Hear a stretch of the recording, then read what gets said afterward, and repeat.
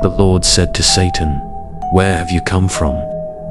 And Satan answered the Lord, "From roving about on the earth, and from walking back and forth across it." So the Lord said to Satan, "Have you considered my servant Job? There is no one like him on the earth, a pure and upright man, one who fears God and turns away from evil." Then Satan answered the Lord, "Is it for nothing that Job fears God?" Chinam means something given freely by God, in this context, blessing.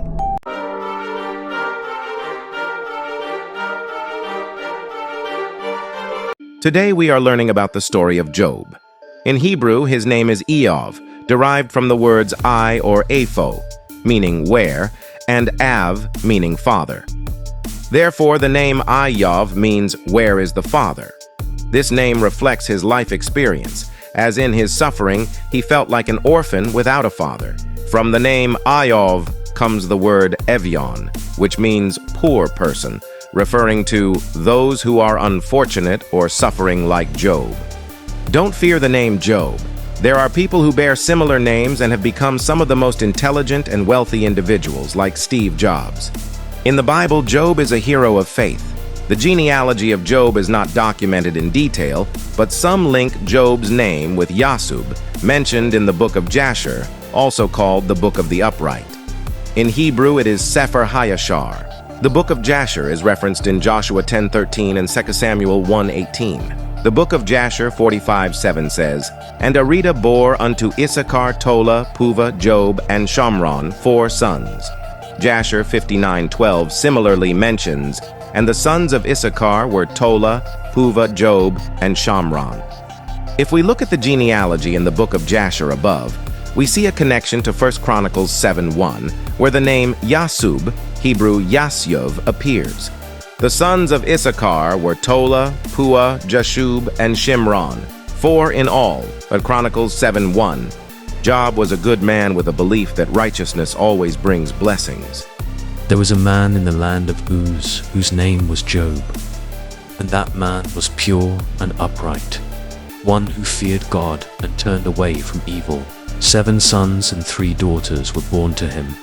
His possessions included 7,000 sheep, 3,000 camels, 500 yoke of oxen, and 500 female donkeys. In addition, he had a very great household. Thus he was the greatest of all the people in the East.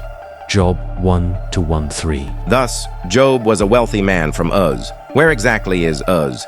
The location of Uz, Hebrew Uts, has 2 interpretations. One in the area between Edom and northern Arabia. 2, the city of Hauran, today, near Palmyra, close to Antioch or in northern Mesopotamia, south of Damascus. This is supported by Josephus, Antandro 1:145, as well as both Christian and Muslim traditions. According to this view, Uts was a land inhabited by the descendants of Aram, 1 Chronicles 1:17. In the apocryphal book Divrei Lyov, the Testament of Job, Job is mentioned as having 2 wives, Uzit and Dinah, Hebrew Dinah, the only daughter of Jacob. Midrashic accounts, however, mention that Job married only 1 woman. The apocryphal Divrei Lyov describes how Satan tormented Uzit, just as he tormented Job himself, and Uzit's ongoing suffering made her a subject of both pity and scorn. After Uzit's death, Job married Dinah, the daughter of Jacob. Dinah bore him 7 or 14 sons and 3 daughters. The Divrei Lyov gives particular honor to Job's daughters. Job was renowned for his devotion, patience, and compassion. Job and his family enjoyed a near heavenly life on earth. Because of his righteousness, God praised Job before all the heavenly beings in a divine assembly. One day the sons of God, Beni Elohim, came to present themselves before the Lord, and Satan also came among them. Job 1-6. Is it true that Satan can be in heaven? There are 2 interpretations. Interpretation 1. Satan can be in heaven if God wills him to be there for a specific event. Satan's presence in heaven is not as a resident. If God calls him, Satan cannot refuse. He remains subject to God's sovereignty. He can still enter heaven if God permits. Because it is God's will, Satan has no choice but to appear before the heavenly assembly, the divine council of the Lord. Interpretation 2. In Jewish understanding, there are 3 levels of heaven: Hebrew, Shamayim, Greek, Uranos. 1. The first level, the atmosphere. 2. The second level, the sky and celestial bodies. 3. The third level, heaven, also known as the heaven of heavens, Hashamayim Shamayim. You may choose either interpretation 1 or 2, but in the event recorded in the book of Job, God and Satan are having a conversation in a divine assembly. The Lord said to Satan, "Where have you come from?" And Satan answered the Lord, "From roving about on the earth, and from walking back and forth across it." So the Lord said to Satan, "Have you considered my servant Job? There is no one like him on the earth, a pure and upright man, one who fears God and turns away from evil." Then Satan answered the Lord, "Is it for nothing that Job fears God?" Kinam means something given freely by God, in this context, blessing. Have you not made a hedge around him and his household and all that he has on every side? You have blessed the work of his hands, and his livestock have increased in the land.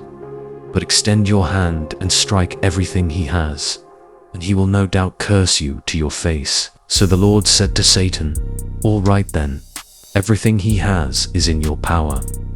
Only do not extend your hand against the man himself." So Satan went out from the presence of the Lord. In response to God's pride in Job, Satan, rebellious by nature, argues back and challenges God, saying, "God, there's no need to be proud of your servant Job. His patience and good nature stem from his abundant life. Job enjoys an earthly paradise, a good wife, children, wealth. I doubt," says Satan, "that Job will still display a noble character if you allow him to experience destitution and disgrace, an earthly hell." So, what happened next? God accepted Satan's challenge. Remarkably, God gave Satan the power to destroy Job's wealth and family, but he limited Satan's actions, forbidding him from taking Job's life.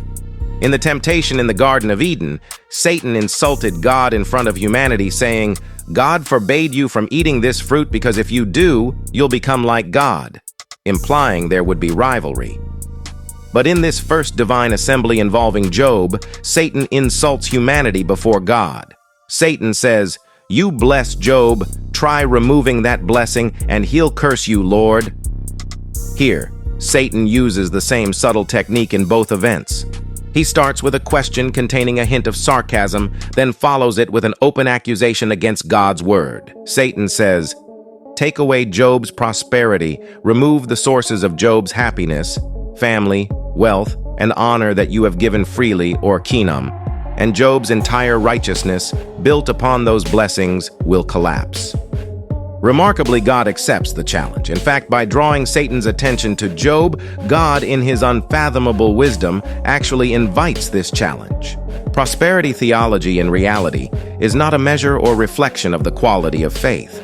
This is not the zone of a soldier of God. As Job was once mocked by Satan before God as God's spoiled child, no wonder he is faithful and lives blamelessly, for he is showered with blessings freely. Greek, Dorian, Hebrew, kinam. But what if this kinam were taken from him? Surely he would curse you, Job 1:9. One day, many of Job's animals were stolen. Then a fire consumed all of Job's property, killing all his servants and remaining livestock. Then a storm destroyed his son's house. Job's children were inside, and they all died. Job and his wife were left with nothing but their health. Job and his wife were heartbroken. They had lost everything, even their children. Yet Job still had faith in God. He did not blame God for what had happened. Then Job stood up, tore his robe, shaved his head, and fell to the ground in worship. He said, "Naked I came from my mother's womb, and naked I shall return. The Lord gave, and the Lord has taken away. Blessed be the name of the Lord." In all this, Job did not sin nor accuse God of wrongdoing. Job, once wealthy, was made bankrupt by Satan. Job, once the father of many sons, saw each of them taken one by one.